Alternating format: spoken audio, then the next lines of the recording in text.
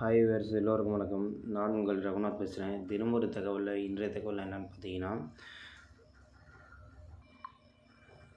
எப்படி ஒரு லாங்குவேஜிலேருந்து மற்ற லாங்குவேஜை ட்ரான்ஸ்லேட் பண்ணுறதை தான் பார்க்க போகிறோம். ஸோ அது ஒரு சிம்பிளான விஷயந்தான். வாங்க ஃப்ரெண்ட்ஸ், வீடியோக்குள்ளே போகலாம். அது ஃபஸ்ட்டு நீங்கள் கூகுள் ஓப்பன் பண்ணிக்கிங்க. கூகுள் ஓப்பன் பண்ணிவிட்டு உங்களுக்கு எதுலேருந்து எதை ட்ரான்ஸ்லேட் பண்ணணுமோ அதை டைப் பண்ணிக்கங்க. நான் இப்போ English to Tamil translation type பண்ணிக்கிறேன். டைப் பண்ணிங்கன்னா இது மாதிரி உள்ள போவோம். நீங்கள் இதில் போயிட்டு இப்போ இங்கிலீஷை தமிழில் ட்ரான்ஸ்லேட் பண்ணோம்னா அதுக்கு நீங்கள் என்ன இதை இங்கிலீஷில் ட்ரான்ஸ்லேட் பண்ணுறீங்களோ அதை டைப் பண்ணிக்கணும்.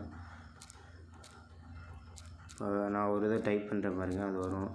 ஆட்டோமேட்டிக்காக தமிழில் ரீட் ஆயிரும்.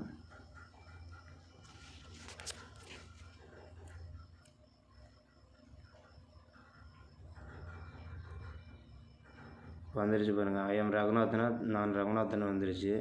அதே மாதிரி நீங்கள் தமிழில் உள்ளதை கூட இங்கிலீஷில் ட்ரான்ஸ்லேட் பண்ணிக்கலாம். அது எப்படின்னா, இங்கே இருக்கிற லாங்குவேஜ் ஆப்ஷனில் மாற்றிக்கணும்.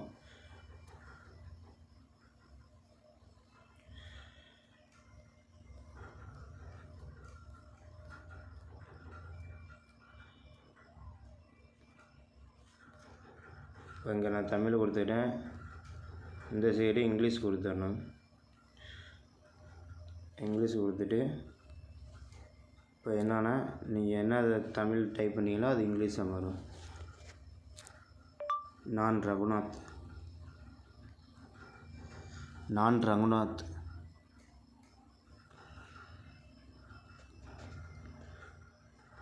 இப்போ தமிழில் டைப் பண்ணிங்கன்னா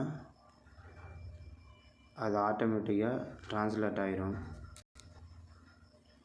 இங்கே பாருங்கள், ஐ எம் ரகுன்னு வந்துருச்சு. ஸோ இது மாதிரி நீங்கள் எந்த லாங்குவேஜ்லேருந்து எதை இது பண்ணுமோ அதை நீங்கள் எந்த லாங்குவேஜில் மாற்றணும்னு நினைக்கிறீங்களோ அதை டைப் பண்ணிக்கிட்டு கீழே சர்ச்சில் கொடுத்தீங்கன்னா கண்டிப்பாக அது வந்துடும்.